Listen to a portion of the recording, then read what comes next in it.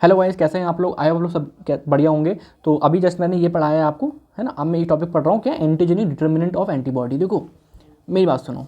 Antibody क्या होती है? जो हमको बचाए।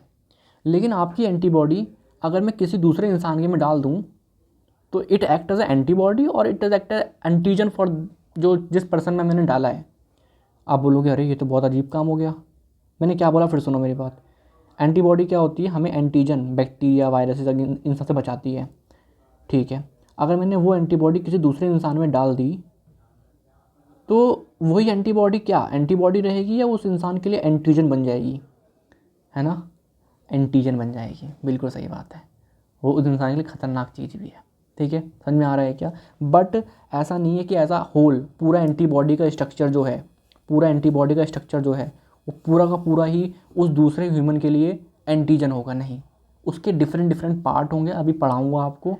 कुछ हर ह्यूमन में सेम होंगे, मेरे में, आपके में, सबके में, है ना, सेम होंगे, कुछ अलग होंगे, अभी देखते हैं। बट ये बात समझो कि जो डिफरेंट डिफरेंट पार्ट हैं एंटीबॉडी के, उनको हमारी body as a foreign treat करेगी। मान लो एक दूसरे इंसान की, मेरे दोस्त की एंटीबॉडी मैं अपने शरीर में डाल लूँ तो एंटीबॉडी का काम क्या होता है?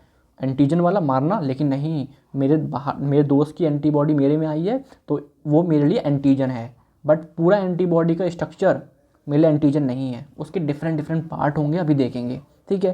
थोड़ा मोटा मोटा समझ में आया? चलो मेरी बात समझो। इसके पहले 3 टाइप समझते हैं और मैं आपको विश्वास दिलाता हूँ आखिर तक मैं सब समझा दूंगा, ठीक है। चलो समझो, आ जाओ।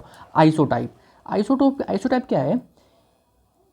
ये ना क्लासेस के बीच में अलग होता है। मतलब ये ना मेरी आईजीजी मेरी है ना। आईजीजी आपकी है ना। ये मेरी है, ये आपकी है, ये मेरे दोस्त की है, ठीक है। ये किसी और की है, किसी और ह्यूमन की जिसे हम जानते भी नहीं है। ये डिफरेंट डिफरेंट लोगों की है। आइसोटाइप इम्यूनोग्लोबिन का वो स्ट्रक्चर जो सब में सेम मिलेगा, लेकिन वो आपस में क्लासेस में अलग अलग होगा। आपस में अलग अलग होगा मतलब ये जो सीक्वेंस होते हैं आइसोटाइप, है ना, वो जी में अलग होगा, ए में अलग होगा, एम में अलग होगा, डी में अलग होगा, ई में अलग होगा। लेकिन किसी एक की जी में, किसी दूसरे के जी में इंसान, दूसरे तीसरे के जी में, सब में सेम होगा। मतलब ये डिफर इन क्लासेस। जी वाला ए से अलग है, ए वाला एम से अलग है, एम वाला डी से अलग है, ई वाला डी से अलग है, सब अलग है आपस में। बट किसी एक स्पीसीज में आपका सब में सेम है। जी जी जी, समझ में आ रहा है क्या?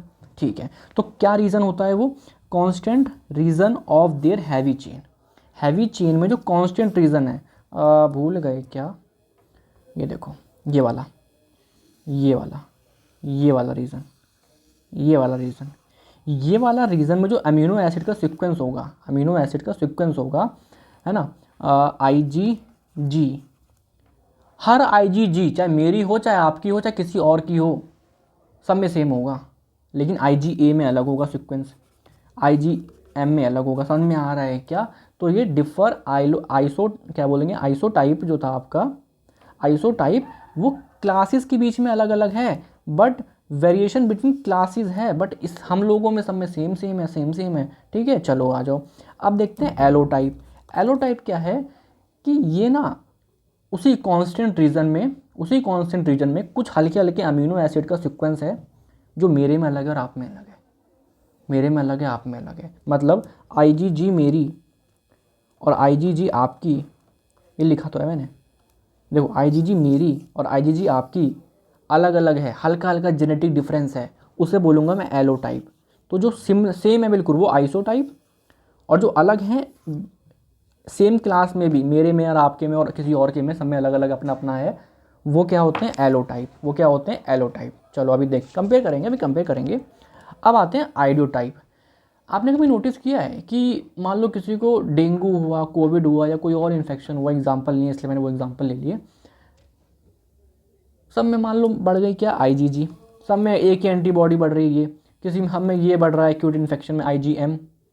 आप बोलो यार सबको एक ही मार रहा है क्या? नहीं नहीं नहीं नहीं, क्या होता है? एंटीबॉडी है ये, एंटीबॉडी है ये, एंटीबॉडी है, यहाँ पे लगता है कि एंटीजन, उसे बोलेंगे पैराटोप।